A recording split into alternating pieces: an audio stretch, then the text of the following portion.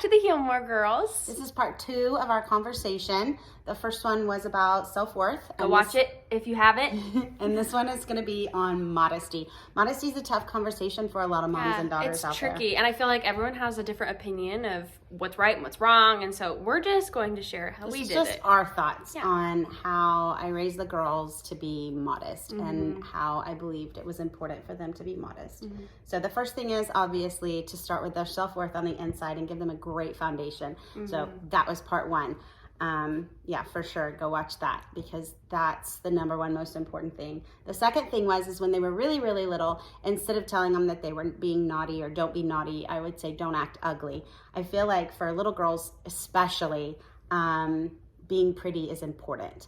And I wanted them to know that pretty starts on the inside. And so I would say, oh, don't be ugly if they weren't acting nice. I specifically and purposefully used the word ugly because little girls don't want to be ugly. So they were very, very young when they would, misbehave or not be nice or take a toy or whatever.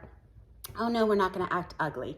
And so that was probably one of the first things that I started implementing their thinking about how beauty's on the inside and then it comes out.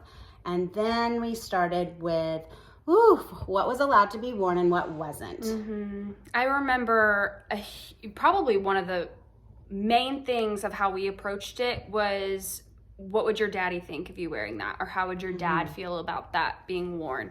And I remember sometimes he'd be funny and he'd like, you need to wear a gunny sack. You look too pretty. So like that kind of thing. But it was, if something was cut too low or shorts were too short, it was like, well, what would your daddy think? And you'd be like, oh no, we can't wear this in front of dad. Like, no. And if ever there was like a swimsuit, they were like, oh, this is cute. We would always be like, well, we could sew it up a little bit and then it would fit. So we'd come home and dad would sew it up for us. So, oh my goodness. Do you remember the time we were in Target and you were shopping? And we were shopping together, both of you and I, and you were in a dressing room by yourself and you hollered out and you said, these jeans would be great in a country song. And your sister was like, don't even come out in them, take them off. I do remember that. It was great. So funny. But I think that was something, a really easy way to get your girls to start thinking modestly without being like, that's too short, you need to take it off. It was well, what would your dad think about you wearing that? And I was like, ooh. And just respecting his opinion and what he thinks about his little girls out there. So here's the other thing with modesty that I try to teach my girls is there are some really great young men out there. They're trying very hard. Men are visual. We know that. God just made them that way. And they're trying really hard to remain pure in their eyes and in their thoughts and to walk closely with the Lord. And there's so much smut out there everywhere. And it's so much more accessible now for these boys to stay pure than it was even when Aaron and I were young. And it's our responsibility, I think, as Christian sisters to them to help them succeed in the boundaries that they've set for themselves. And if you're wearing something, I always told my girls, if you're wearing something that causes your Christian brother to stumble in his personal convictions of how to look at women, then that's on you. You should have respect for your Christian brother and wanting him to succeed.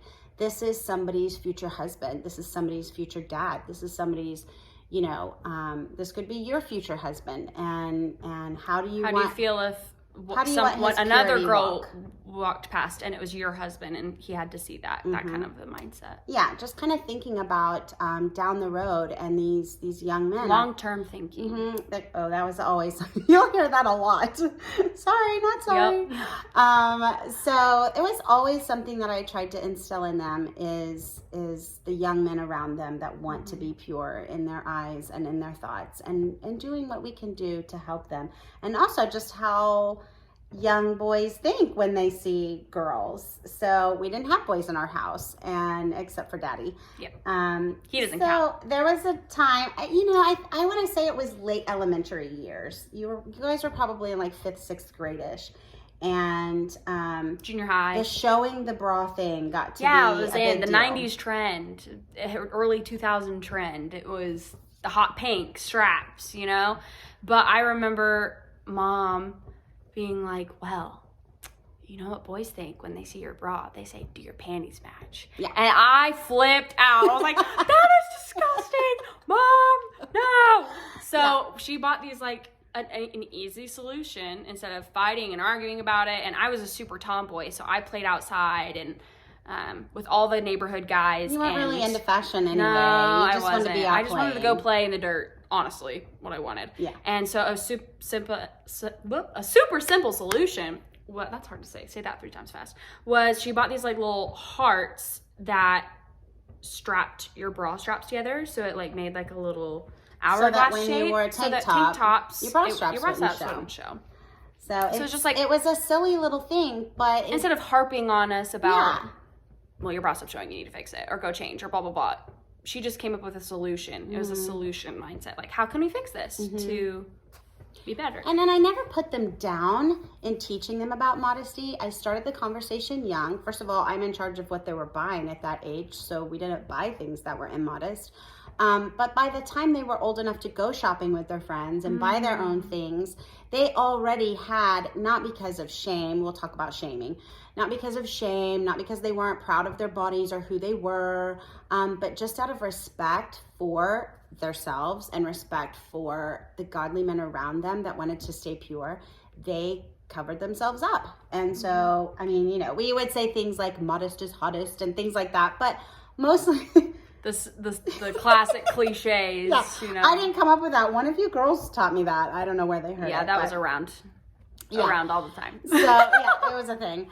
But I think one of the other things that I think people talk about a lot when it comes to modesty is, it's body shaming if you tell a young girl what to wear or what not to wear. And I'm just That's a tricky subject. It is tricky. It is tricky. And we don't want to walk on anybody's toes. But in my opinion, getting your self-worth from what you're showing is more shaming than teaching them that their self-worth is more than their physical bodies, and giving them again a foundation of self-worth so that they don't have to have low cut and high shorts and da-da-da-da-da, or if you say something, it's shaming them and they should be embarrassed of their bodies. I don't care what size you are, if you're a size 2 or a size 22. We are all made in God's image, and we're all beautiful girls. And so that never even came into the question. It was more of, I feel like if you show your body off for attention and you get that kind of attention back, positive or negative, but you get attention because of what you're wearing, that eventually that's more shaming than knowing your self-worth and not wearing things for attention. Does that make sense? Did I state that right? Yeah. And I think also with that, it's a really slippery slope. As soon as you start cutting those shorter and the tops lower, and that starts to be numbing to the world around us because it's not as shock and awe. You have to keep pushing that boundary, and pretty soon there's like no line. You're too far past the line. And not saying that you can't recover from that, because I think there's grace in everything and there's healing in everything. But it's just a harder recovery to come all the way back from that. But knowing your self-worth outside of dressing, then you don't have to prove anything or get attention there, and keep pushing that boundary and keep having more shock and awe kind of situations, because you're not dressing for any kind of attention. You're just dressing because it's clothes and you have to wear clothes. Yeah, that's important. Well, and I think it's interesting too. I think you're getting towards the place where it's taking ownership of how you're dressing. And I remember, I went off to college and I moved to New York City by myself, and I very well could have worn whatever the heck I wanted. But I remember, like, at some point I took ownership of what I was wearing and how I wanted to present myself. And I remember Mom once was like, just because you got it don't mean you can't flaunt it. Like, you don't flaunt it, just keep, it's yours. Like, it's important to take ownership of that. And I think that's the key. Not There's just a transition. Down, it's a transition. Yeah. I say that all the time too. It's not just passed down, it's going to be picked up. And so you have to present these truths to your girls in a way that they're going to want to take ownership of it. And it isn't going to be a fight. I never had to fight them. In fact, there came a time where they would try on a swimsuit that I thought was adorable and plenty. No, it's too, no, it doesn't work. It's too, they didn't feel like it was appropriate enough for them. And I was like, no, that's really cute. So there was one time where I started to get a little more curves. I was becoming more of a woman, and I was getting ready for church, and I came down, and I don't even remember. So you had a little skirt on. Yes, that because you got curvy, it was a little short in the back. Because I got the booty. And it just wasn't appropriate. I was like, ooh, that's not appropriate. And so I said, hey babe, I think maybe you should change. That skirt is a little too short for church. Is a little too short, and maybe you've outgrown it. And she would always say, because I'd be like, what, why? And be like, because you're turning into a woman. You're getting curves. It's a good thing. It's a good thing. So it was always positive. It wasn't a negative, like, that's too short. You know? I never handled it. You're becoming a woman. It's good. And I'd be like, God created but I like my skirt. Yeah. I mean, there is a point where, some girls look like, 10-year-old little boys for a long time, and then all of a sudden one day they've got curves and they're women. And so this particular Sunday was that Sunday, and so she changed and she came back down and she goes, I don't know about this one. And I went, yeah, no, babe, that's not going to work either. And so she was feeling it's a rough day. Very frustrated. My little tomboy was becoming a woman, and she went upstairs and she finally just put on some white jeans. And she came downstairs. Well, Adeline hadn't been around for this conversation, and so she comes over to me quietly and she goes, ooh, Mom, those jeans, they're really tight on Mackenzie. And I said, shh, don't say anything. They let me go out in public. Just let it go, because if we say one more thing, we're going to have a meltdown, and it's just not worth it. And they weren't horrible, but she had just outgrown them. And so she was questioning. She was like, are these okay? Are they? I just don't know. Okay. Because now I was at the point I was questioning everything. Yes, she was. She was just frustrated, which, I mean, that happens, right? So, and it always happens on a Sunday morning. Always Sunday mornings. Please. It happens to grown women. Pick out your clothes on Saturday night. Did you ever do that, even though I taught you that? Well, I do now. No.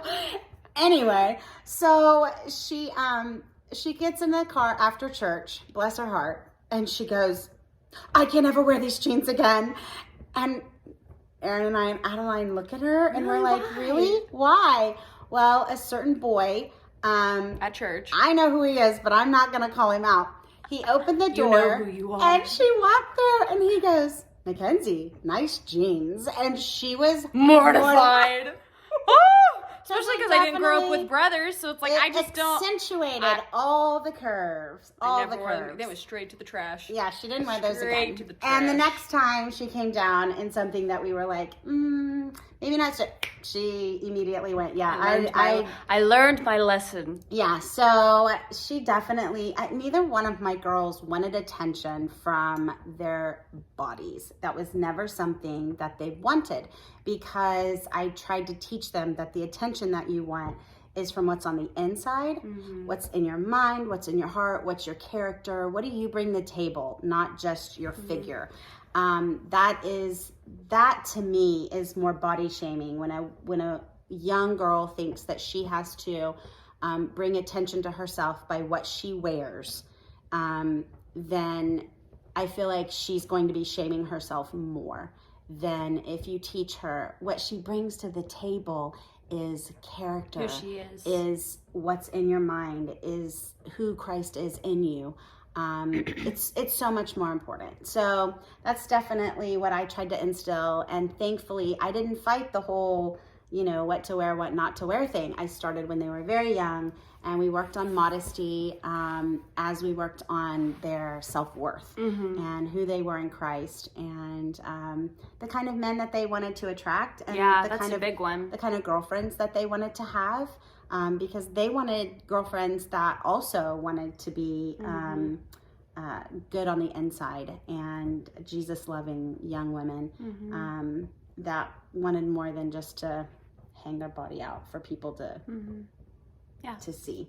So anyway, what are your thoughts? What did you do? What are some of the hints that you have for us to help each other with this whole raising girls in this crazy world kind of thing? Yeah. So let us know. It's a tricky conversation, but it's worth having. It is worth having. It needs to be had. And it's never too late. Yeah, that's right. It's never too late to reach out and teach your girls their value and their worth comes from Jesus, and it comes from the inside of who they are. I think it's an ongoing learning. It is. I think especially as women, we struggle with that. We do. And it's a struggle that we never outgrow. We want to teach them young where their value is. So we hope this conversation helps you heal more with your daughter. Don't forget to like and subscribe, and we'll see you next time. Bye, guys. Bye.